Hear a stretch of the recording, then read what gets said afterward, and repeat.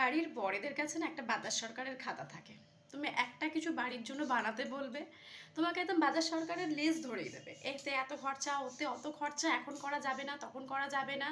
যদিও তুমি হাতে পায়ে ধরে একটা বাড়ির সুন্দর একটা কোনো শোকেস করা বলো বা বাড়ির একটা কোনো জিনিস করে নিলে, ব্যাস হয়ে গেল।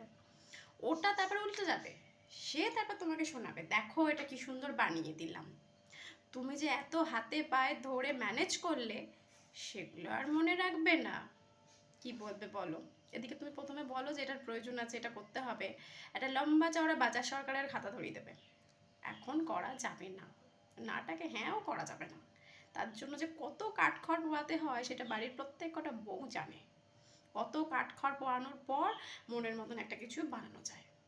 পরে সেই বউটার কৃতিত্বটা কেউ মনে রাখে না, যে হ্যাঁ এত সুন্দর করে বুঝিয়ে বলেছিল প্রয়োজনটা লাগবে, সেটাকে মনে রাখে না। ওই তো আমার ছেলে বানিয়ে দিয়েছে,